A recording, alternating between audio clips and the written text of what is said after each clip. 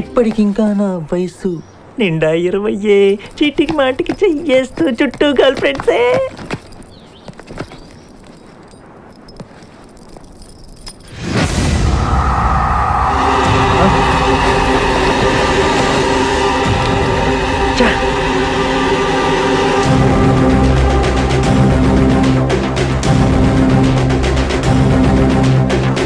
నా కొడక అదే వద్దురా, బండి కోసం వాడొస్తే అప్పుడు తెలుసుకుందాం.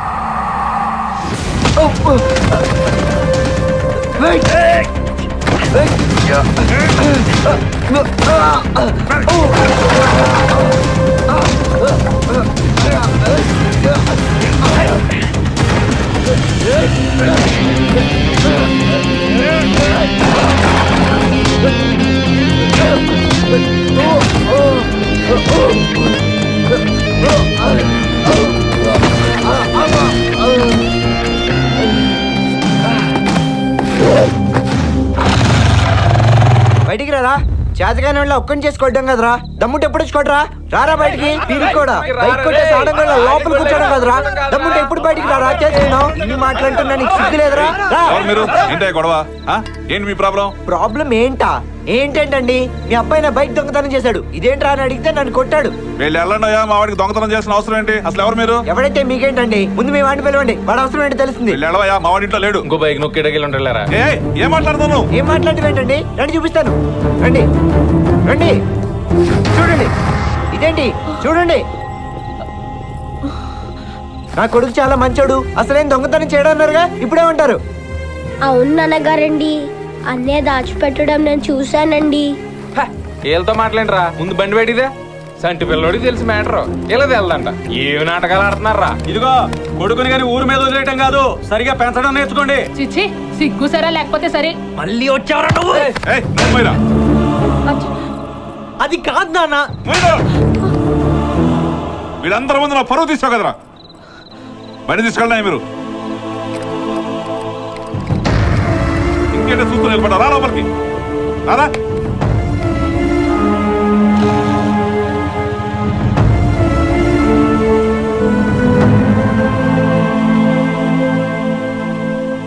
చిచి, అందరి ముందు నా పరువు పోయింది.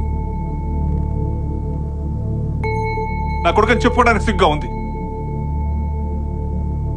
చక్కగా చదువుకుని పైకి రారంటే ఆఫ్టర్ బైక్ కోసం దొంగతనం చేస్తాడు.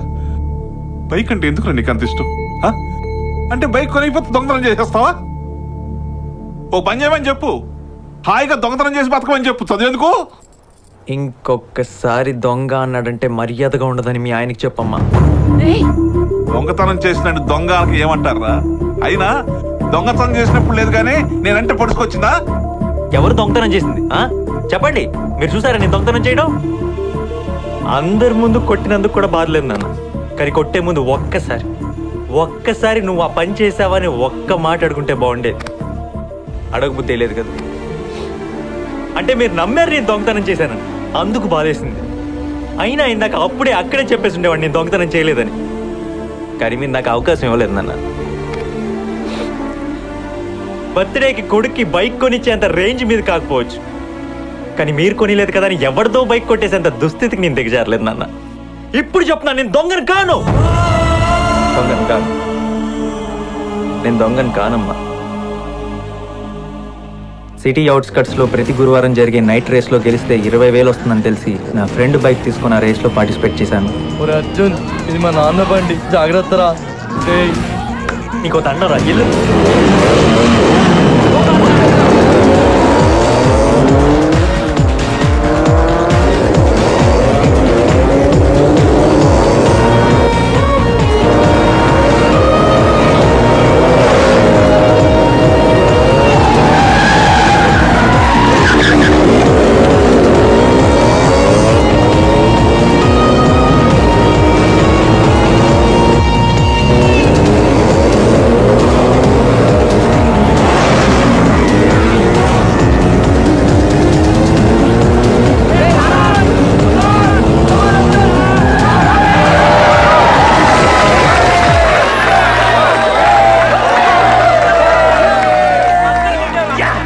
అలా గెలుచుకున్న డబ్బుతోనే ఆ బైక్ కొనుక్కున్నాను.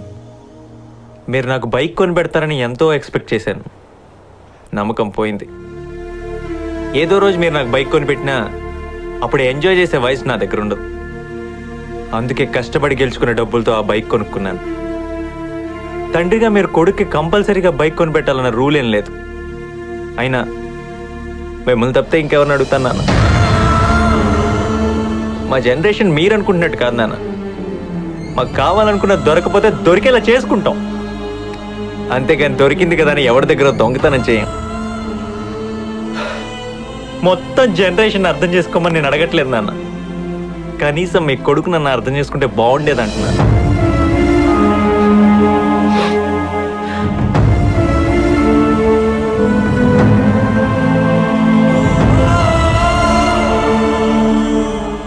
అమ్మా, ఇందులో 1000 రూపాయలు ఉన్నాయంటే మీ నాన్నగారే పెట్టారా?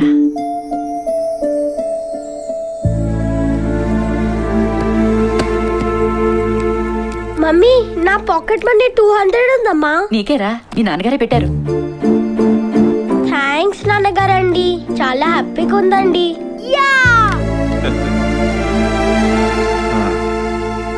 శారదా, లెక్కలు సరిపోయినాయా? అన్నీ సరిపోయాయండి, కానీ మీ ఖర్చుకి 50 రూపాయలే మిగిలింది. ప్రతి నెల లెక్కలు కరెక్ట్గా ఉంటే అన్నీ కరెక్ట్గా ఉంటాయి అనుకున్నాను. కానీ ఈరోజు అర్థమైంది, లైఫ్ అంటే లెక్కలు కాదు, పిల్లలని. ఈ రోజు నుంచి పిల్లలకి ఏం కావాలంటే తెప్పించు, వద్దనద్దు. అర్థమైందా? వస్తాను. అలాగే అండి.